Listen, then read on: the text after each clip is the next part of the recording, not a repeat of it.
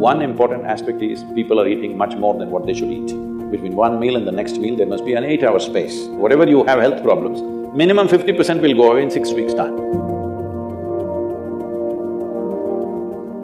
Namaskaram, Sadhguru. Fasting on auspicious days has existed in India since time immemorial, but many Indians believe that it's unscientific and illogical until the work on autophagy induced during fasting has been awarded the Nobel Prize.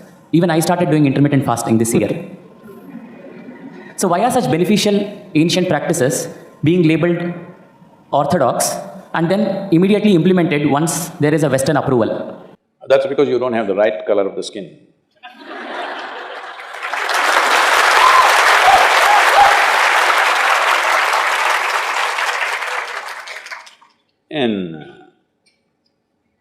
I've been talking about this for 40 years, all right?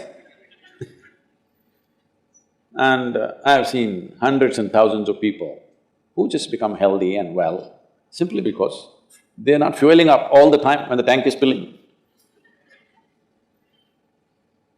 In the yoga center, everybody eats at 10 o'clock in the morning and at 7 o'clock in the evening. Our lives are very physically active. There are no automobiles inside the ashram, it's a large place. Everybody either walks or cycles. Even if you have to go to the dining hall, it's a kilometer. If you want to go to your workplace, it's half a kilometer, 1 kilometer, like this. All the time, people are physically active. So everybody is very hungry. By the time it's 3:30, 4 o'clock in the evening, they're extremely hungry. But we learn to live with that because hunger… empty stomach and hunger are two different things. Hunger means your energy levels start dropping. But empty stomach is a good thing. In the yogic sciences, today modern science also is coming in line with this. But what we know by our experience, you will spend $1 billion to come there. Because research is all about how many $1 million, that's how it is. Your body and your brain works at its best only when your stomach is empty. So we always make sure we eat in such a way, how much ever we eat, our stomach must be always empty within 2 to 2.5 hours' time maximum. So we go to bed hungry always. People think they cannot sleep. They can sleep. On an average, for 25 years on an average, I slept only 2.5 to 3 hours. These days I'm getting little lazy and sleeping anywhere between 3.5 to 4.5 hours in spite of the level of travel that I have. When I say level of travel, if I say my level of travel in the next few days, you will fall off your chair. Yes? Should I tell you? No, not necessarily. Because in the next 10 days, I'm in 5 different countries doing I don't know how many events, all kinds of events. So, you're able to keep this up simply because you don't overeat. It's very, very important. Everybody eats 2 meals. I generally eat only 1 meal, 4:35 in the evening, because I don't like to sit in front of the plate and worry about how much to eat. I like to eat well.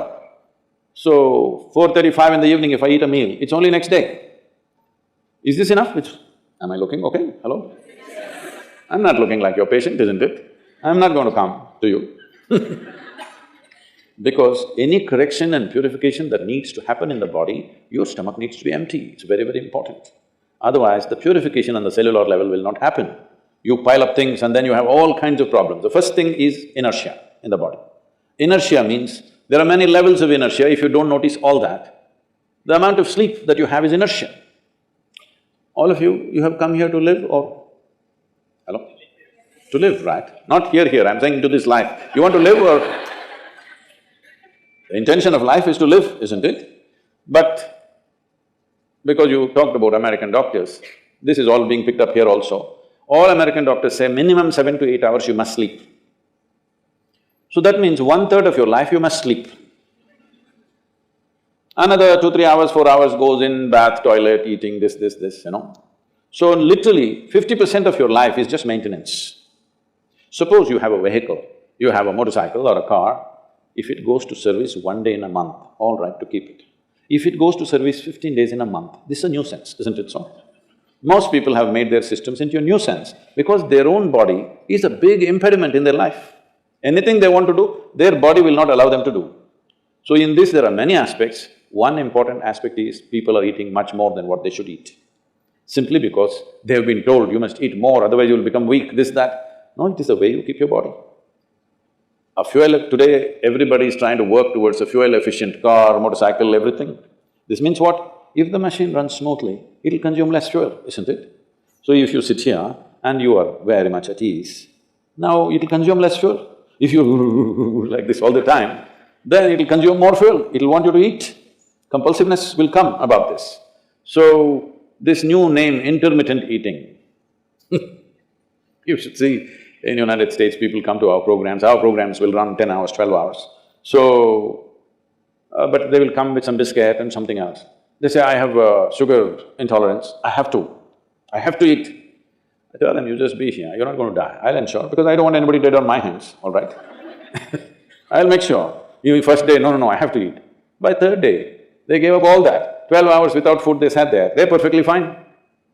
See, health is not something you can do from outside. Health is something you have to do from within. From outside, when something goes wrong, you can seek some help. But all the time something is wrong with you, this means what? You're a faulty machine. Yes, all the time something is wrong with you. Why? That's not how this is designed. This is designed for health. Every cell in your body is designed to create health, isn't it? They're all working hard to create health, except you.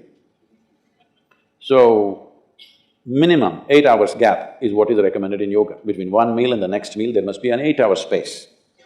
If you do this, you will see half your problems of health, whatever you have health problems, minimum 50% will go away in 6 weeks' time. If you do certain other things which may right now seem little extreme to you, if you have a little yogic practice, something meditative within you, then you will see 90% of your problem will go off. 10% if it still persists, we can treat it. Now, it's become like this, the healthcare systems, especially where there is heavy insurance policies. People are eating and drinking all kinds of rubbish, go to the doctor and say, fix me. This is not how it works